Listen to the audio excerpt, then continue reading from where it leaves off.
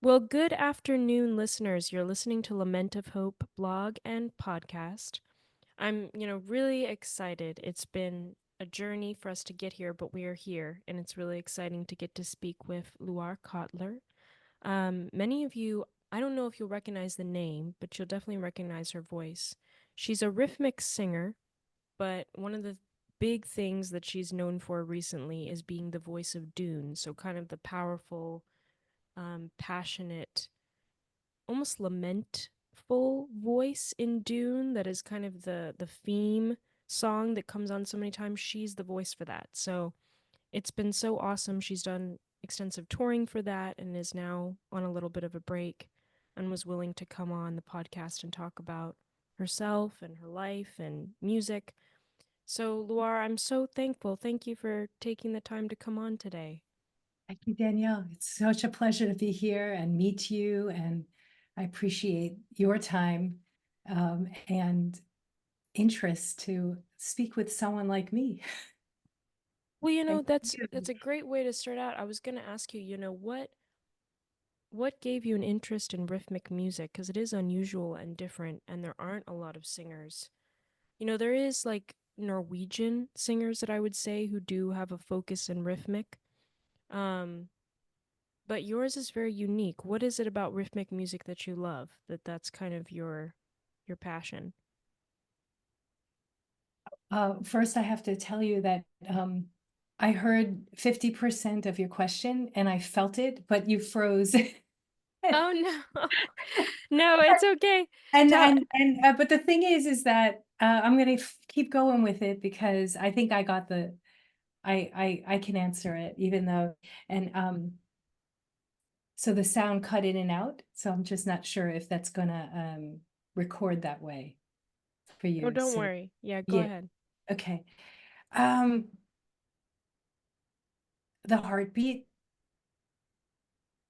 because as soon as I was aware that we have this this thing, this force, this life force, this pulse, this energy that is constant and changing and guiding and whispering sometimes messages, slow down, speed up, go to sleep, wake up, all these different experiences that we might have when we connect with our heartbeat. And I just remember being captivated by that rhythm, by that groove, by that sound, by that Hmm. feeling inside my own vessel. And then when I was and I was very young, I was a child. And then when I was a bit older and understood that I wasn't the only one that had that, that other people and other beings, be it human, animal, mammals, higher higher beings, spiritual beings, off-planet beings, had some kind of a life force energy, whether it was a heartbeat or something else. I was just captivated by this thing that could connect everything. Hmm. And it just seemed the most organic progression for me to want to find a way to express passion and love and stories, compassion, empathy, all the things that really matter through the voice. And what better way to begin to delve into that story than using the entryway of the heartbeat or our Hmm. source rhythm. And when you said that you started as a child, was it because you became really conscious of your heartbeat, or was it? other sounds that you heard that sounded like a heartbeat? Because it seems like such a profound thing, I suppose, for a young person to stick out to them. Because I've never talked to a child that was like, my heartbeat's fascinating. Yeah. Well, it's funny, maybe it runs in the family because my one of my nieces became very aware of her heartbeat at one point, and I I said, I know exactly what you're talking about. Um, excuse me. I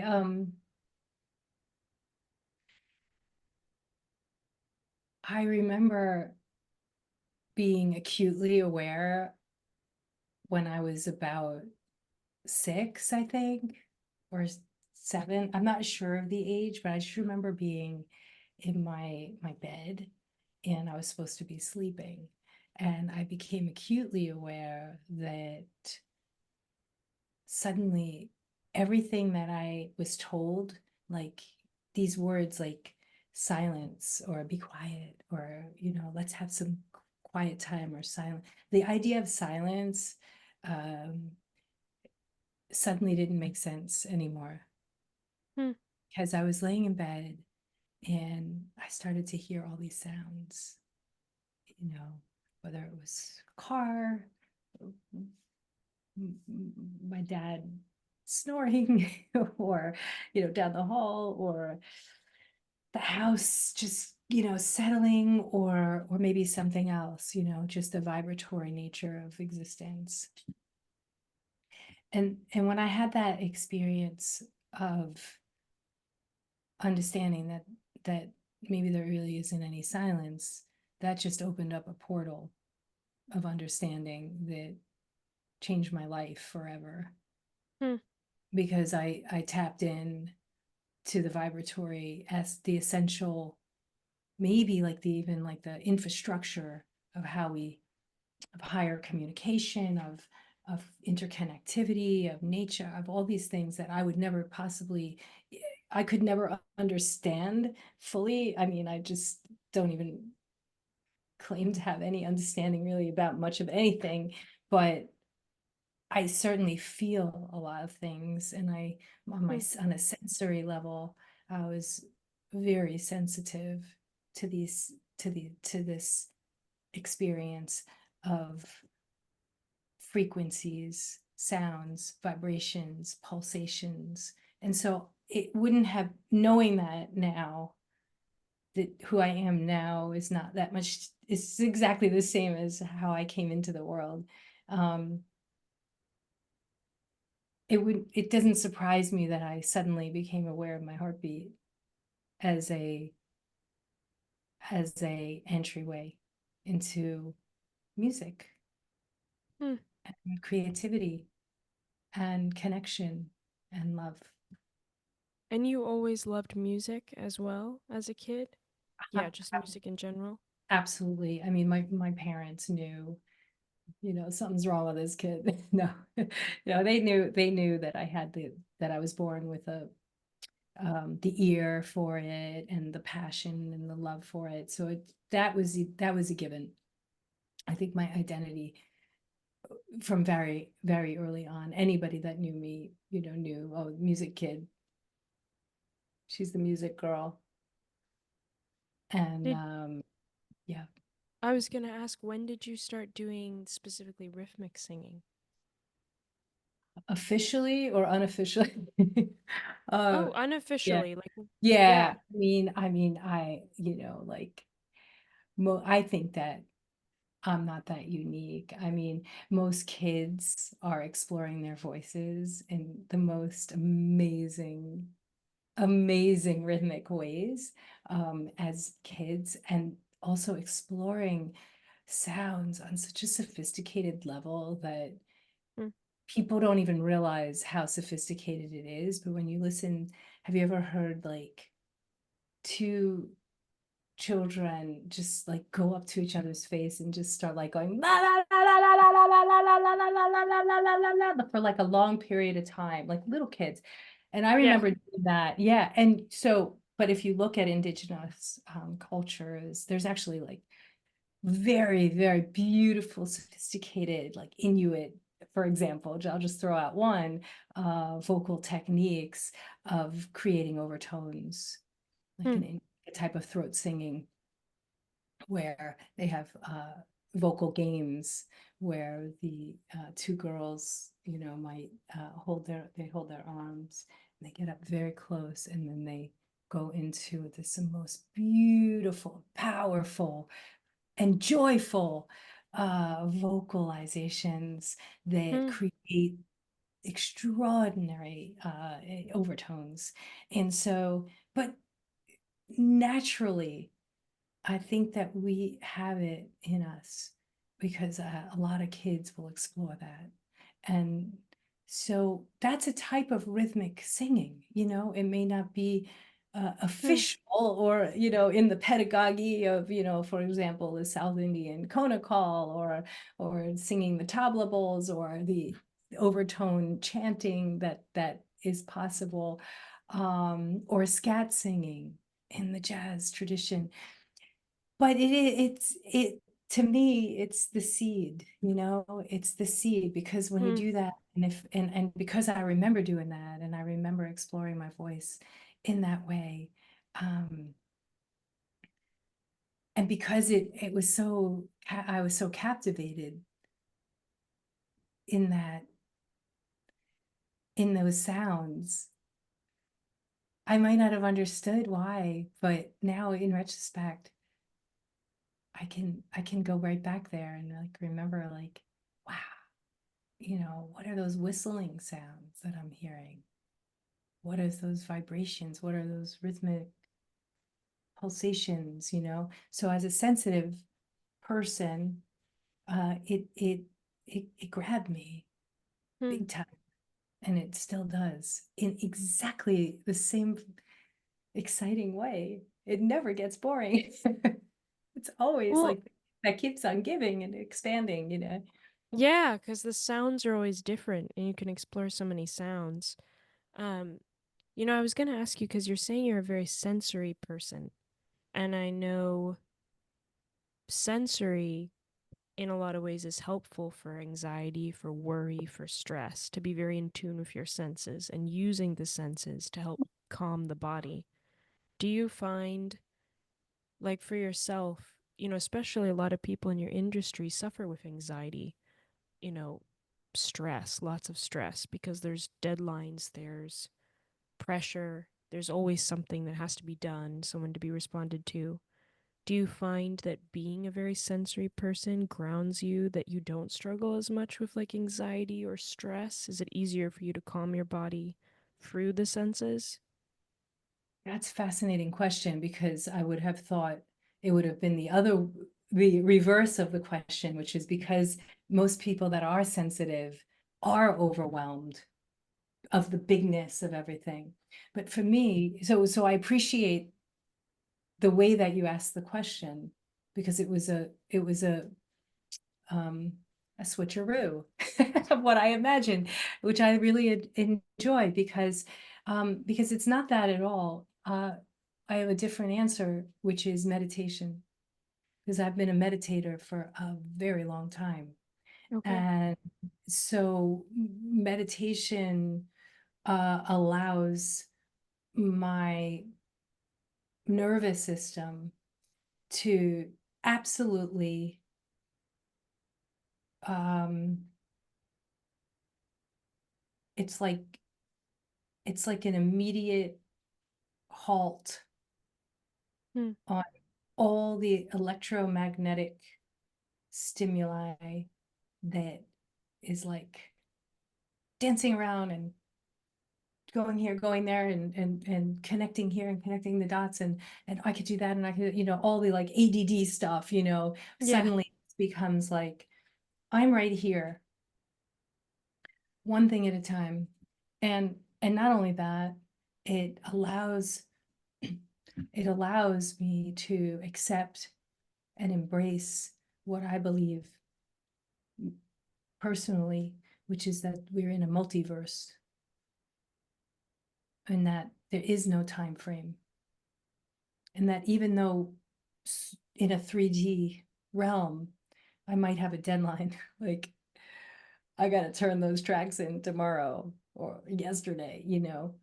So I understand how to swim in between these worlds, right? These portals, but they're like portals, right? So I'm like, Mm, okay, write down, I need to deliver this to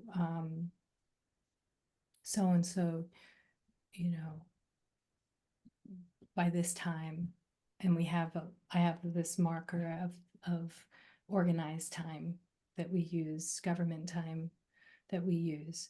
So I can use that, and I'm okay. I'm pretty good I'm really good at that, actually. Really good at following instructions. But what's actually going on for me in my inner world during that space is completely uh has nothing to do with that sort of framework. mm, That paradigm has no I have no feeling for it at all. I respect it because other people need to use it, but I don't live like that, and I don't create like that, and I don't mm. um so let me get back to the original question about anxieties or how we navigate the world in in the realms of stress. Like if we enter into a highly stressed situation, the meditation allows for this entering into these portals of experience. And when I do that, it also connects me more deeply with intention. Mm. And my intention in my work is always the same. It always comes down to love, no matter what. And once I really understood that, and once I understood that I was the gift of being able to use music and as a connection principle or a connecting force that I believe by makes the frequencies go higher. Not necessarily, I'm not saying that my music, but my intention is has to do with understanding that we're here to raise the frequency, right, of frequencies and help to you know, balance things out, because there's a lot of low frequency stuff going on in our planet. Low frequency being like bad things. Yeah, yeah, Okay. yeah, negative, negative, negative, and you know, where there's no light coming in, you know. And it's like, and so I think everybody has their own definition of what that might be. It's different for all of us, but I think we all can agree that there's like this lightness of being, and then there's this sort of darkness that can seep in Yeah. our world, right? And so we're here as light beings, and I think most artists and most people are here as light beings. I feel very hopeful about, you know, humanity, but I also recognize that there's some a lot of work to be done.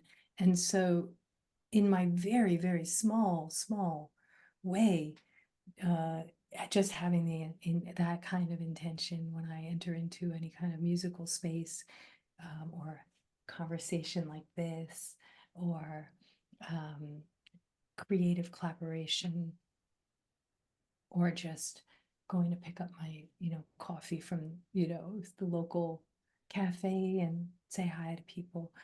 There is a sense that we can really infuse that kind of intention and that kind of light everywhere we go, right? Mm. It's not to say that there's not going to be a shit day and I'm not going to be upset about something and have, you know, this 3D, you know, experience of like, why did that happen? You know, or why did they say that or that? But the lag time between that happening and how quickly now I can reformulate and reposition and rework the reactions that might come up in me, and then be able to then say, ah, okay, here's what's going on, and now here's what I need to do Hmm. to raise the frequencies, vibrations, and light energy and waves. And so the meditation is a key for me because that allows me to really take care of the autonomic nervous system that can creep in very quickly. Well, of course, because it's autonomic, but in general, the nervous system, because that's where we get into trouble, because we can spin out. And anxiety, for people that suffer with anxiety, it can really, like the whole, fight flight and all that, we can just not be able to rein it in. But I don't, not anymore. Maybe, in my early 20s, I learned a lot about anxiety, and I had Hmm. a brief period where I had a series of anxiety attacks, because I was in a high altitude for the first time. Hmm. And nobody warned me that that could happen, that like suddenly you're like, go from sea level and then you go up and you go like hiking and, the mountains. And suddenly I'm like, why can't I breathe? Yeah. What, Yeah. where's the air? Where's the Yeah. air? And I just remember, it just triggered this, insight. But anyway, without going down the rabbit hole of what happened there, it was such a blessing, to have that experience, because it opened up so much Hmm. understanding about what the body can do, what the mind can do, what an unbelievable like machine we are. How And do you, I was gonna say though, how do you furthermore, meditate? oh yeah. Yeah, for So you, is it like silence? Like you just take a minute and take deep breathing in like a silent room? Or because I know so many people do it differently. I learned transcendental meditation techniques, which is a technique. It's like a technology, really, for it's very easy. I mean, you do the training, and you get a mantra, and but I could imagine that it could be that we could. I mean, sometimes I use that mantra, by the way, but I'll tell you about it, but not, you know um, I can't go into what the mantra is. I can't say it out loud. I don't even say it out loud. It's part of the technique that you intone it, and you allow that to be the, you know, the guide in a way. And so the idea is not to have any work. It's no work. It's just nice and easy, and you just have the mantra and you just sit for 20 minutes. I set my alarm for 25 minutes. And so my process, and it's twice a day, 20 minutes twice a day. My process is that, um, I set the alarm for a little bit extra, just to give myself a little time to get into it and to get out of it. And then after the meditation, I enter into another type of channeling, because always been connected with beings and higher forms of communication, and which doesn't feel necessarily earth bound. Hmm. and Okay. and I just allow myself to receive messages that I need, for the day or for whatever's going on. Sometimes I'll even, what do I need to know today? And then I just wait and see what happens. Hmm. The other thing is that, when I'm in that meditative state, I can sometimes remote view.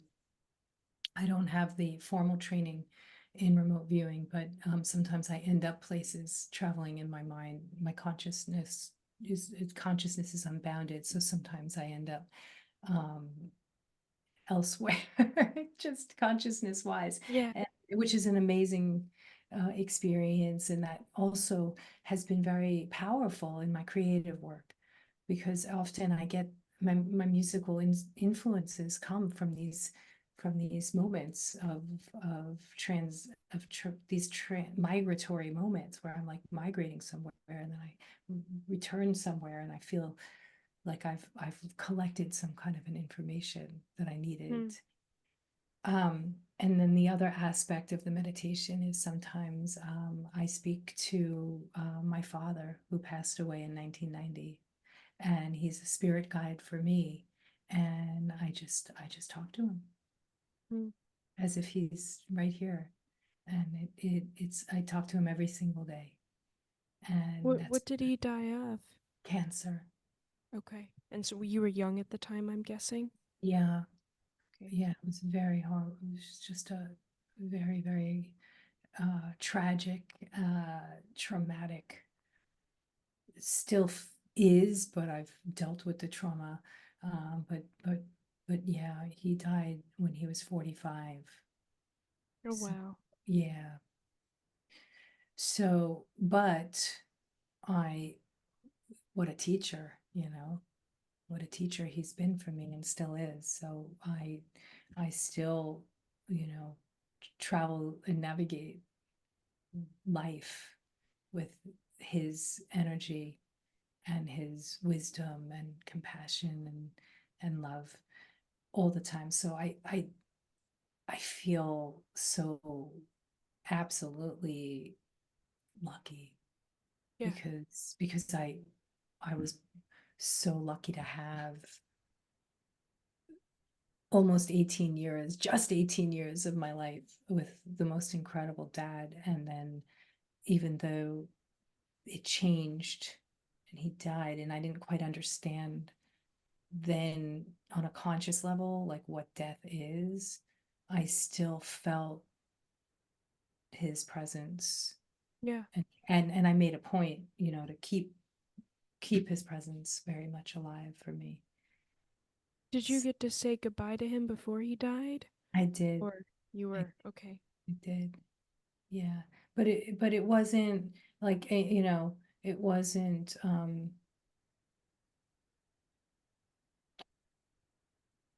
like if you can't it's I don't go back or forward because I don't really believe in time that way, right? So I've kind of redone it so many times over the years, where Mm. there might have been things that I wanted to say, but then I realized no, it was exactly the way it was supposed to be.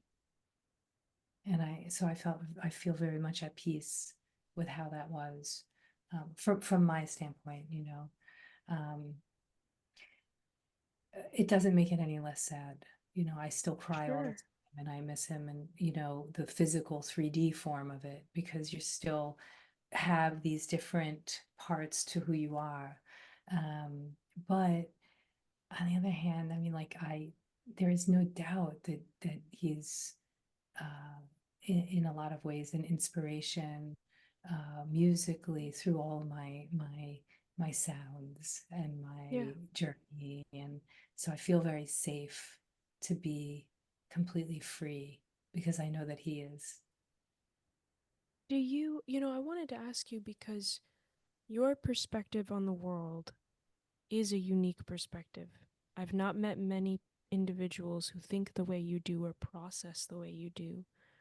In fact, most humans would say time is their enemy.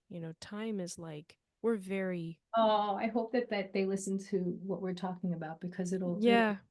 it will really change. It will really okay, continue. Sorry, I didn't mean to cut Oh, you off. no. I was just going to say, I think humanity in general, time is, we're almost a slave to time, right? And you've probably seen this in your industry Oh and yeah. you know, so I wanted to ask, for you, are you ever lonely in the fact that, because I'm thinking even in the entertainment industry, do you have a lot of people who share your perspective, or are you kind of coming in, sharing these ideas with others, but not really having anyone who connects with what you're saying, if you know what I mean? Because I would feel like that would be lonely at times, if you really grasp and love and believe what you're doing and are blessed by it, but then you talk to other people and nobody seems to get what you're saying. Is that hard? Like, do you ever come across that where it may seem lonely for you or the a lot of the people that are in my immediate orbit, musical orbit, whether it's, um, yeah, I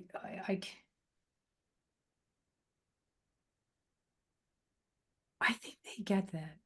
I think that's not why I would feel lonely. I think they get the Mm, time thing because very high level musicians,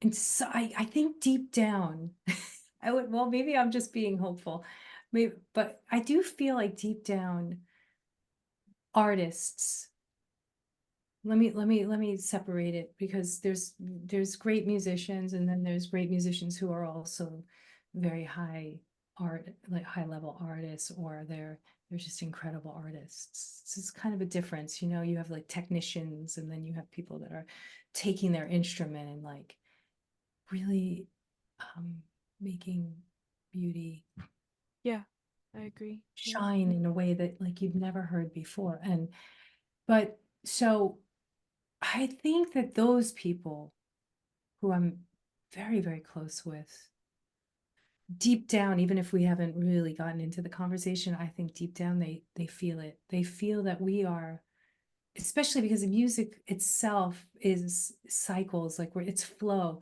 and it's and in that space between the pulse is just boundless. Anything can happen, boundless. And where I've said before, I think in an interview or I don't know where, but like this idea that we have these pulsations, and I look at them as destinations, and we're like lifting and landing like bird wings, like birds lifting and landing. And then, there's just these like sort of like destinations, but it's more of a space flow rather than a time flow, Mm, that we're exploring space. And that when we really go deeper into quantum the quantum world, and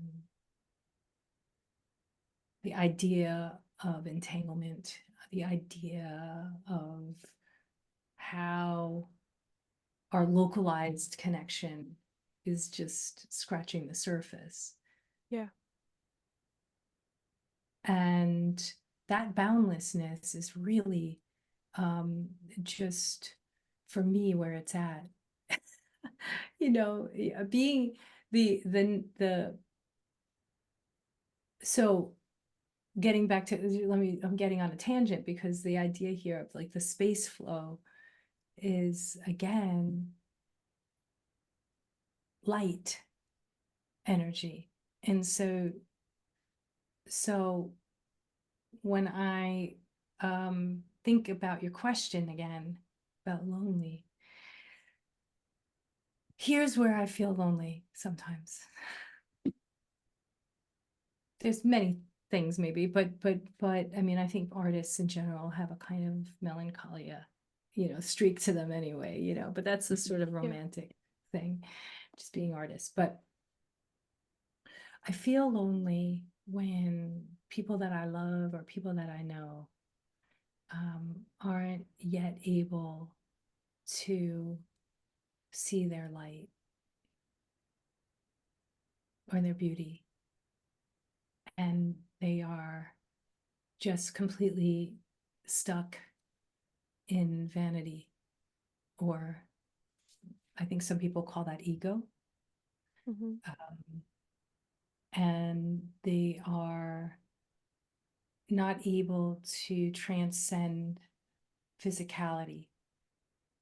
So, in other words, in the industry that I'm in, there's like this kind of bombardment Mm, of, I guess some people would just call it like, oh, the Hollywood thing, I'm not on social media, but like I know that it's a hard thing for a lot of people that are, because they're constantly um in the industry, in like the maybe the movie industry or the music industry that's more mainstream, or even just people that are very motivated to be seen, to be seen, to be appreciated, to be loved, to make money, to get the gig, to keep up with the what's going on, across, Yeah. with the Joneses, with the grass is always greener, um and I won't go down the rabbit hole now about the social media thing, because that's another a whole other topic of computer science and algorithms and all that. But the people that I love so much, that know, they know it's ridiculous. They know that all that really matters, and all that will ever really matter in terms of standing the test of time, is not this physical body bag Yeah. that we have to deal with. It's fun to get dressed, because we have to, as I say, like I always use the Yiddish expression from my grandparents, you have to put the schmata on. That's a, if you don't know what that means, you can look it up. But you have to put on you have to get dressed, you have to put something on to go out of the Yeah. house, right? The schmata. It could be this, you know, thing, and maybe for fun, I'm going to put on a necklace today just for fun, in honor of my love, my, somebody I love very much that gave it to me. It's like, so that's just fun, because it's an extension, but it doesn't matter. Mm. It doesn't really matter. Now, what matters sometimes is when we put intention into it, like, okay, I'm going to clean up, I'm going to put something on, in honor of a situation, in honor of, to respect the situation, to elevate and show my praise of, you know, Yeah. the composer, the audience, the music, costume, that kind of thing. That's something else. That's something else. Because that's just part of the, creative fun. Yeah. But where it gets lonely is when you're surrounded by people that you want to reflect and show them how beautiful they are, and how just being, and not worrying so much about any of like the, like, what others are going to say or think, or how they're going to be seen, or how they're going to be heard. Because Yeah. like my voice isn't going to be great every time, but you know what's going to be consistent is that my performance is always going to channel all of this love and story and intention. I'll always I won't ever let anyone down with that. Mm. The instrument, yeah, you get a cold, sometimes you lose your voice, it happens. We have crap days sometimes and good days, but the story, and the frequency, will be the same. the Yeah. musical the musical frequency may alter, may shift a bit, but the presence of why we're here, and what really matters, and how we can elevate, make the heart higher and the mind higher, that will always, I won't let you down. I don't want to let anyone down. And I want the people that I love, and I want, you know other people to feel their light and their beauty. Mm. Because when they don't, I feel sad. And then when you feel sad, you can also feel lonely, you know Yeah. and Yeah. so you know I I think in terms of, getting to your question about that, because you asked about time, and that if people don't understand that, does it feel lonely to be like in this unique perspective? The unique perspective for me is more about their inner beauty. Mm. And so it's my job to become just a pure reflection, like a reflecting pond for people and experiences, because my work here is to become invisible. And that means that I keep redefining, or how can I say it? What's the word? It's hard to find the word, but I keep working on chipping away so that when I walk out Mm. on stage, I'm um I'm completely feel invisible Yeah. physically. And that even though, again, with the schmata and the costumes and all that shit, even though I have to do that, what's really going on is the more invisible I become, the more light can just help help whatever needs to be helped, or just joy, pure expression of like, let's just be in a joyful experience together. Yeah. Now, it could also be a lament, you know, it could also be a piece that's a lament, but you still feel the purity of some light energy coming through that. And so anything that I can do to just be the most honest, to have that most authentic thing, Yeah. that most authentic moment. And I definitely like hope that for the people that I love, and especially other artists that are suffering from anxiety or confusion about themselves, because I think that we're in an age now that's facilitating confusion about self and identity. Um, and that's and that's what is going on. It's getting harder and harder, I think, for especially for younger people who are growing up with social media and misinformation and filters, and um, it's becoming more and more confusing Yeah. to see themselves for who they really are, for the light that they really are. Do you you're talking a lot about, light, and you were mentioning higher powers a little earlier as well.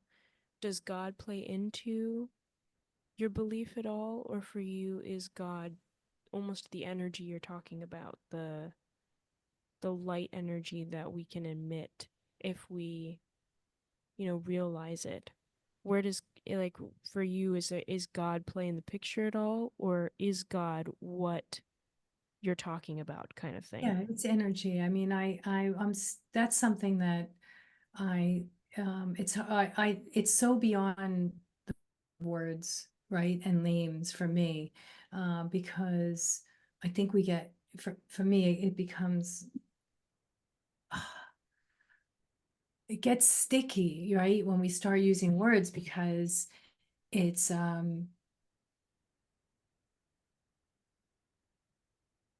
it's so intergalactic for me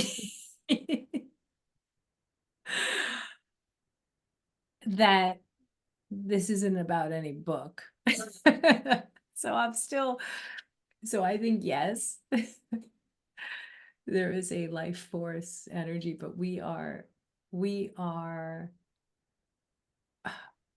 going to understand this more and more in the years to come, if there is any hope at all for humility. I think that everyone's going to start to recognize that there's some higher forms of communication going on, and there's some higher and more advanced technology than we could ever imagine. And for me, what's most important is how we care for each other, Yeah. and how we and how we um, celebrate this idea of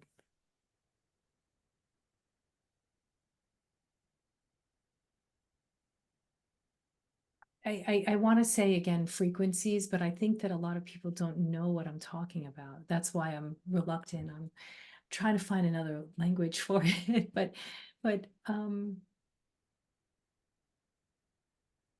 empathy is a good one, Yeah.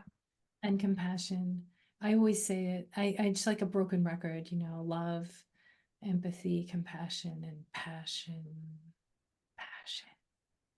I tell the little ones, my nieces and nephews, I taught them, I said, these are the things, like if you can like keep working on that, and if you just also, have this kind of passion for something, it's such a beautiful driving force uh, for creativity.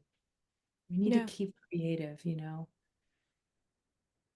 So Do yes, maybe I was a little circuitous there. I was trying to I wasn't trying to dodge your question. But No, but but it's a tough one. It's a tough one, and I want to be careful also because it's again it's like semantics as well. And right. I God, look, understand. I grew up I'm Jewish by in this iteration, right, of myself, of my journey of born in 1972 in Brooklyn, from Jewish parents on both sides, and so like we have that part of the story. Well, I didn't grow up religious. I grew up culturally Jewish, and from the kind of New York style of neurotic Jews, Sure. and it's like a caricature, and I fit all the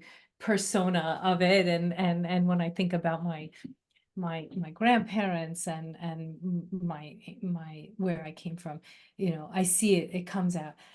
Okay, so there's that, and then I have very deep memories of going to bar mitzvahs and stuff growing up, and going into the synagogue and becoming completely moved, even at age 11, 12, 13, 14, by the sound of the cantor singing. It just tapped right in, and my ears and my heart and my tears, I would just immediately feel something, right? Yeah. So that was very spiritual for me. And I culturally and spiritually, I absolutely identify with, those roots.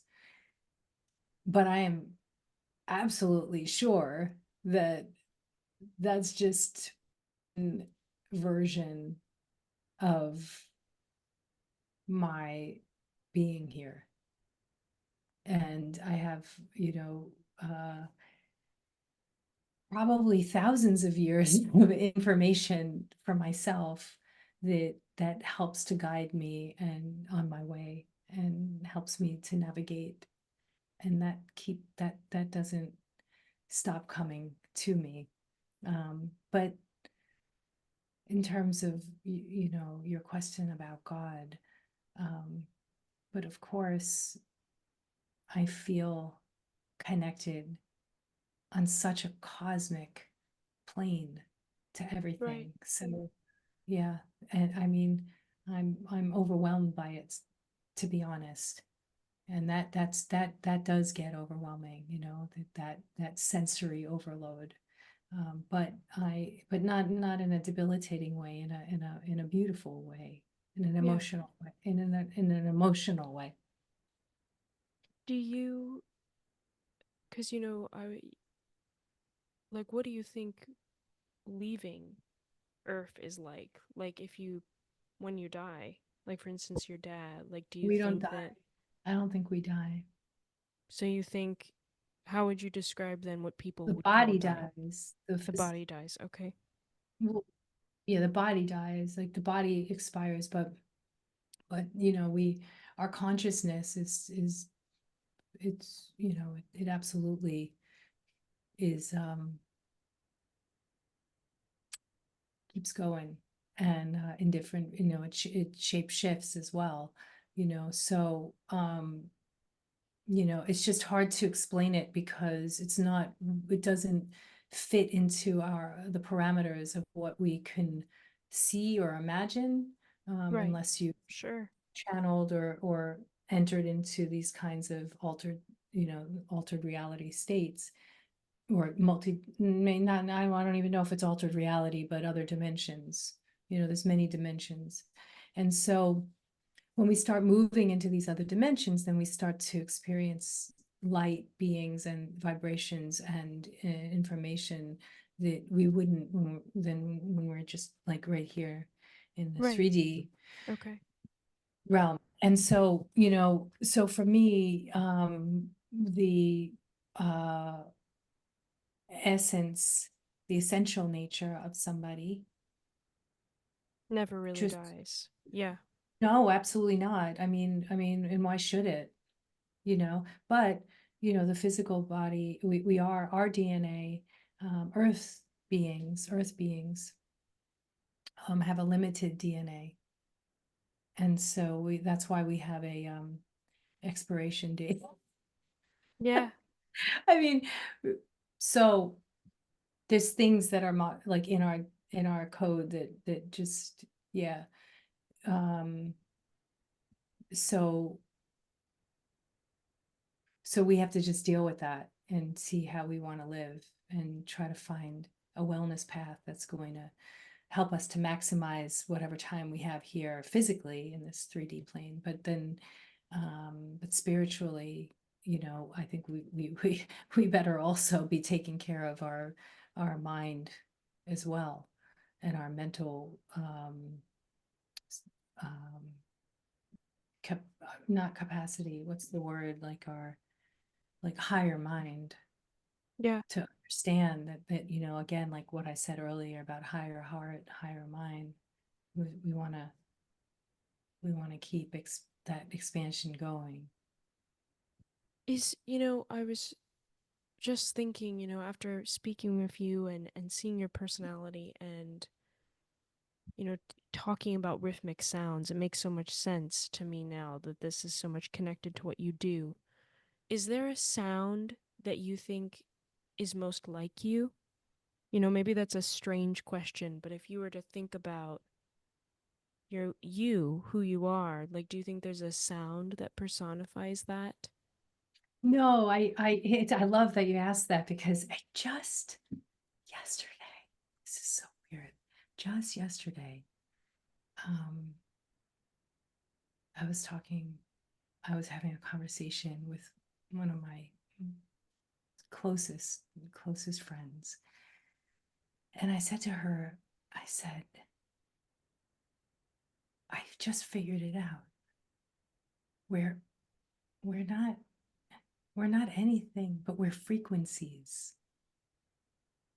Like if someone asks me, like, tell me about yourself, or, who are you? Or like you just said, is there like a sound or something? And I think that um you too, but like I'll just speak from this standpoint.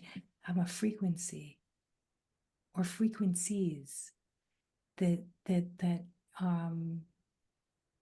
I don't necessarily feel anymore connected with any one thing, like this Hmm. idea, like, Okay. am I a person? Am I a spirit? Am I a sound? Am I a character? Maybe sometimes I'm a character in the movie work, but I really am feeling most connected right now with this idea that I'm frequencies. So when people connect with me, they're connecting with frequency. Hmm. Okay. Okay. And this is not a conscious or a definable phenomenon.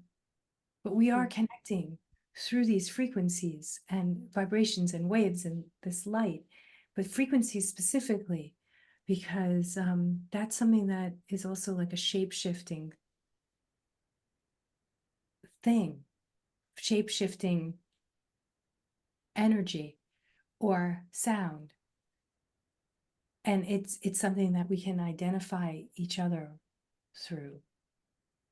I'll Hmm. know, Okay. I'll always know you through your frequency. And I can always conjure it now that we've connected like this, right? So um everything that we've ever done, every everything that we've ever thought,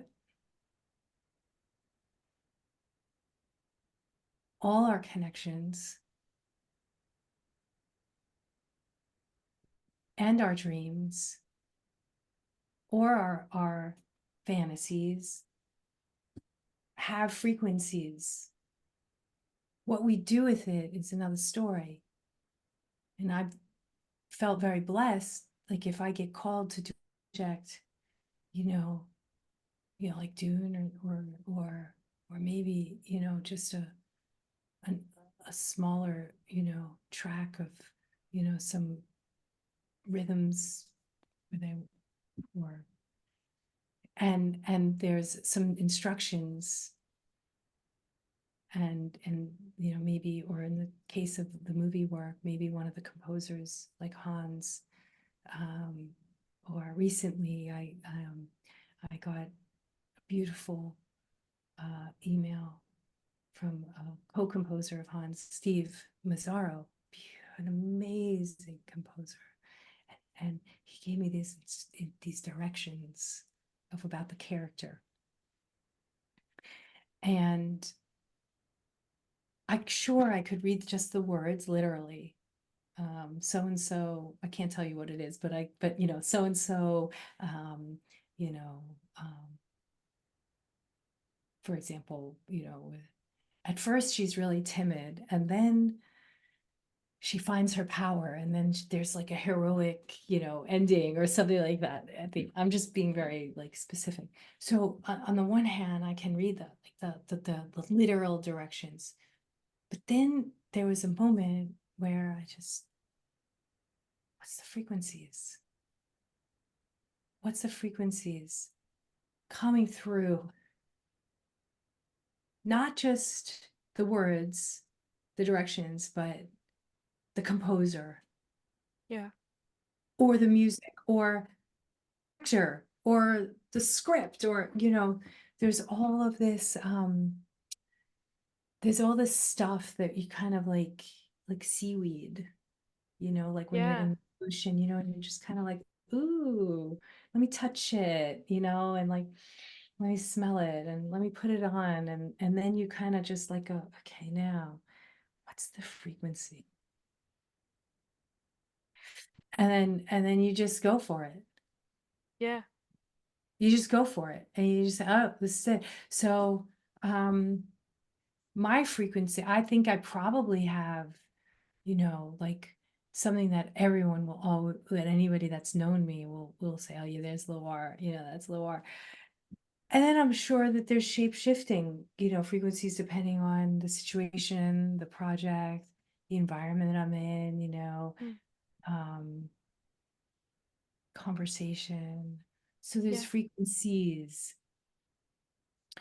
Um, I think that in the 3D world, there are probably some sounds now that people will associate with me just by virtue of like the Yeah. popularity of the It's true. zeitgeist of some of the movie work that I've done, but they probably would never even recognize me on the street, which is great.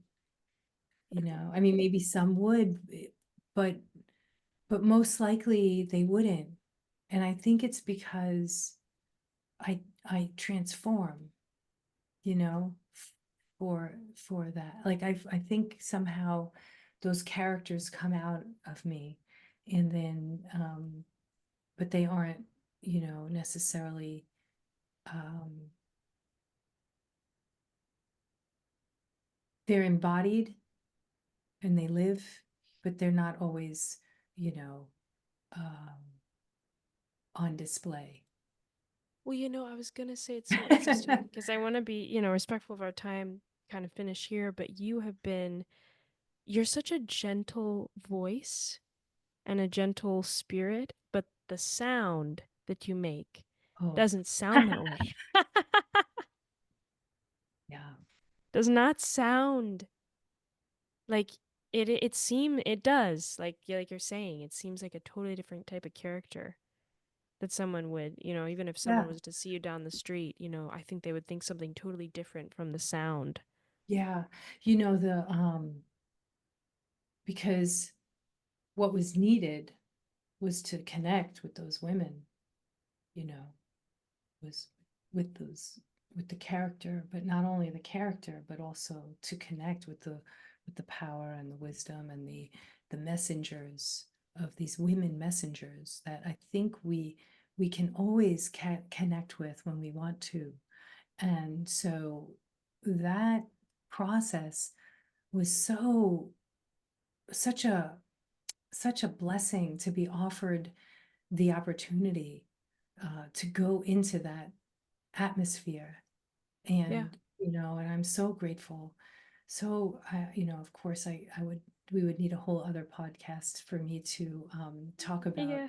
Hans and Hans Zimmer and the how deeply um, how deeply grateful I am for his artistry and for his being and for his light and also for his wisdom and mentorship, because you know that project, well, already now, and we're beyond Dune 1. Dune 2 came out, but in when Dune 1 came out, I mean, when we were working on Dune 1, um,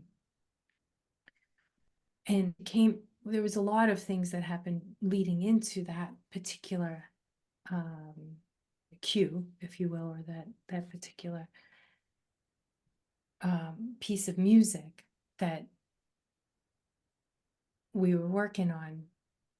And I just knew, based on his directions, that I was going to have to really disappear, get out of the way, and and just and just like people talk about ego deaths, Yeah. eh, this was something else. This was not even an ego death. This was like a transmutation. Is that a word? Transmutation. This was, and it still is. I mean, I still have to be careful because it's not, the way I normally would sing, but because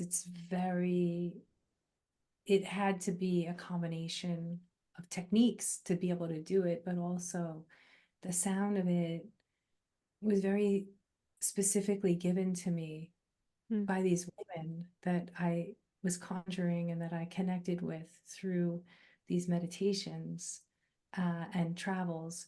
And so, but it You was mean because the women and the characters in the movie? Or okay. characters in the movie, but that's one thing, right? Right. Because you have the characters and of course, Hans was leading me into the story, into those characters. And of Yeah. course,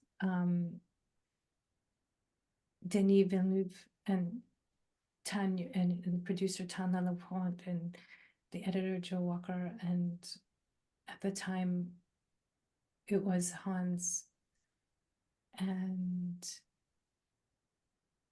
who else? Yeah, it was that. And David Fleming, the beautiful composer, the whole team there, really. But in that moment, it was that little formulation. Also, Steve Mazzaro, come to think of it, and Stephen Dorr and Omer Benjamin. I just want to name these names because this team was just very, very powerful for me. Yeah. And I'm sure I'm leaving people out, but apologies. And Andrew Kaczynski and um, yeah, so in that moment, it was just this like team, and then I was just alone Yeah. because it was COVID times, and anyway, and we were all working remotely, but we would have all these FaceTimes. So I understood what was happening story wise, and I understood then where I needed to go. Yeah. And so, and when you go into that place, you kind of, you just have to make a lot of space for whatever light needs to come in.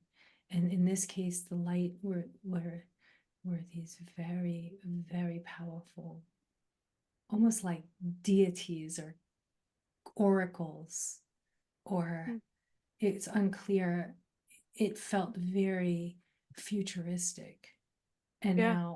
now I could tell you that it was from an ancient world, but I don't believe that in that anymore, because I really feel this portals of multiverse. So for me, it felt like these were women of what you and I and human earth beings would say are futuristic, because they are a higher form of communication. And suddenly it was just like this sound and this rhythm Mm. came out. And for me, it was the rhythm. And I've talked about it in other places, but it was not the sound of their voice at first. It was the rhythm. It was that entryway, and then these shapes of language began Mm. to emerge, and I just started to channel and like write them down on paper, those all those rhythmic those chants in terms of the language. And of course, the music that I had to work with was this, you know, just Hans's genius composition, of course.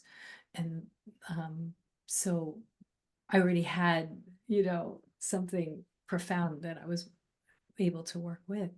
Yeah. But the character came really from that kind of a space. Mm. Um and so, it's not about, you know whether you can do something or you can't do something. There's no choice. Mm. That's what it feels like. There's just no choice. It feels bigger. It feels like you're propelled into it, and Mm. then you just go. Your choice is whether you go or not. I guess that's the Yeah. choice that you make. It's I'm true. like, I'm just going. I'm gonna just go all in, and that's how it happens. So I hope that, we all can have these amazing opportunities to propel ourselves into, uncertainty and unknown, and see what we can discover, the wonder, and Yeah. love the questions of not knowing something. And in that situation, that you had to just not know anything and just receive, and Well, Loire, I just to finish our time, I've just really this may seem silly, but would you be willing to do some of the chant right now from mm, because it's so beautiful. I love it. So, but if you can't or you're uncomfortable or you're not prepared, totally fine. But I just wondered if I could ask to end it out. I'm actually thinking of another chant from Dune. Is You're talking about the Dune chant? Yeah. Which chant? Which one? Because there's like a few of them. Anyone. There Anyone. is I like one. all of them.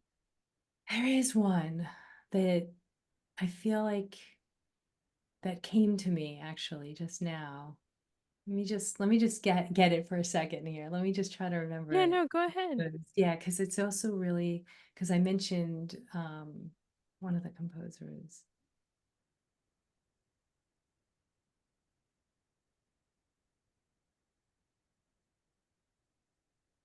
Kia sadre kivu medres kivu medes nisa. Kia sadre kivu medes nila nisa. Maybe just that, because that's from, I'm also not remembering all the syllables, but that's from Song of the Sisters. And I it's such a special piece of music that Hans and Mm. David Fleming,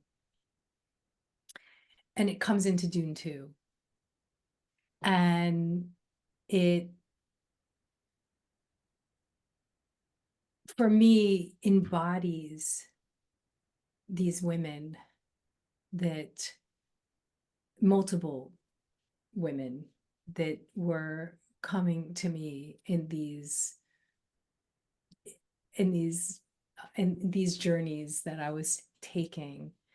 Yeah. And you hear them even more clearly, right? So with the screaming, right? With all that, I could go into that. Everybody knows what that is, right? But there's plenty of that online. There's plenty of that. But this other one, which I wish I had it with me because it's been like years since I sang it.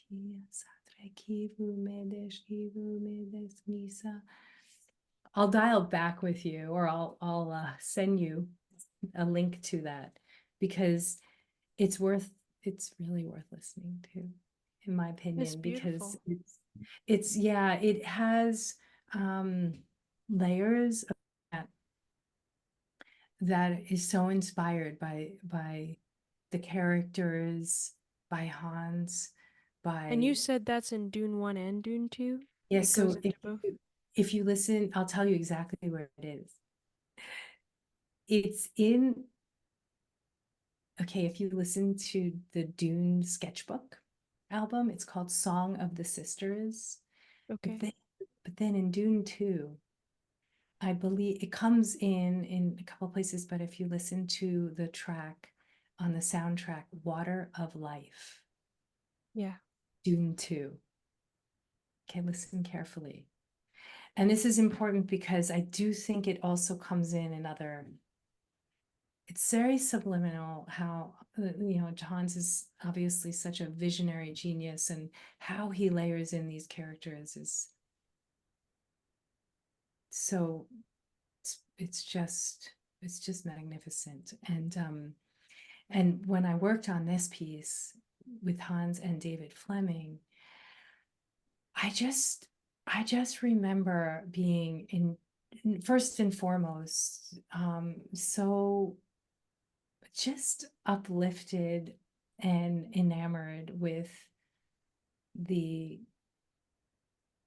creativity that Dave David Fleming was weaving into the scoring and the orchestration, and Hmm. of course in collaboration with Hans. And um it just got me. It really got me. I'm so stuck on that piece that I hope someday that we can do it live in the show. I always say, can we do Song of the Sisters? I Because what I'm imagining is not me. I'm imagining like a coven of women, yeah, of just of very that's cool. powerful Well, I'm gonna women. have to keep an eye out now. I'm gonna listen to it again because I'm sure I heard it, but it didn't, there's so much stuff going on in Dune too. You've got all these epic things happening. So I'm gonna listen to it again and specifically look for that chant. Oh That yeah. makes Oh sense. yeah. And I should say that, um the that that track, or that cue, that piece, that moment, that Water of Life scene is, it feels so real for me. The Yes. the way that they brought that to life, but the way that the music comes. And, the other thing that I will tell you is that you're going to hear vocal percussion. in there, and most people don't know that it's voice. But now you will, because now that I told you, you'll immediately understand what's happening. So, because you asked about sounds and vocal percussion. So, in that track and in the, in that scene, you're going to hear these very percussive hits Mm. that sound very like almost like bamboo flute or something. And actually, my inspiration was Pedro Eustache, the great, the great um, Pedro would, on the winds, he plays all the dudukes and he plays anything that you can blow into. He plays. Uh, um, but And you make the sound, those but it's sounds all as well, the voice. Yeah, percussive yeah, yeah. That, sounds. that is all voice. Okay. So there is a sound, it goes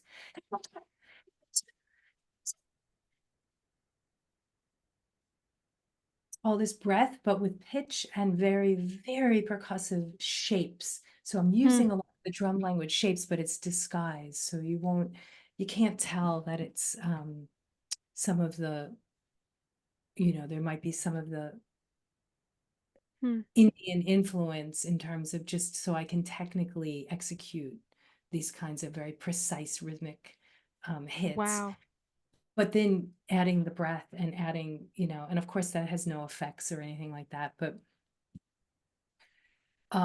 so that happens, and then the yes, and I didn't sing it right because really I really should have sang it in character, which is something more like Kia sadre ki vu edesh ki, something like that.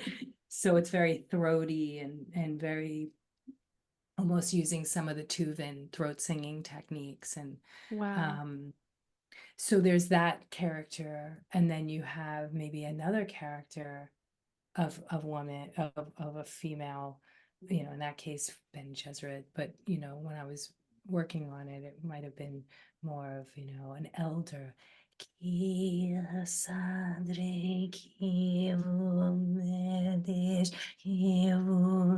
And you just transform into like I'm just seeing her, and I want to learn from her, and I want her to tell me what to do, you know? So by multi-tracking these different characters, then you come up with this choir, Wow. this woman that to me mean something, because I know that when I express anything, I do it with intention, that even if it's a character expressing something that has darkness, you can be sure that beyond that darkness, there's always the light coming through.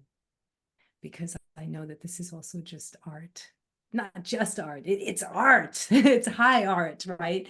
And so we know that these are, there's layers of reality, so we can go into our imagination and experience being scared of something and being haunted, ooh, scary movie, or being moved to tears, or wow. But so that's the magic, right? The magic of music and movie. But the in the fabric, in the DNA, encoded in all of these sounds, in all of this, is the things that really matter to uplift, and the spirit, the human, or just spirit in general, and to elevate these this high frequency realm that I know we need more of in order to, um, you know, navigate our way through an earth that needs some work in terms of the lower frequency. Yeah. We want Well, to Loire, upgrade upgrade. Yeah. humanity, right? And we don't want earthly low grades. We want earthly upgrades. Well, Loire, thank you so You much. welcome, This has Ben. Yeah. been fascinating, and it's been such a gift to get to know you for, Ah, this hour. and I appreciate it all, and, we had to wait for this, but it was worth the wait, and it's yeah, well, time's happening all at once, right? So, Yeah. here we are, to be continued. All right. Well, Well, you be thank you well, so take good care of much. yourself, I and will. alright.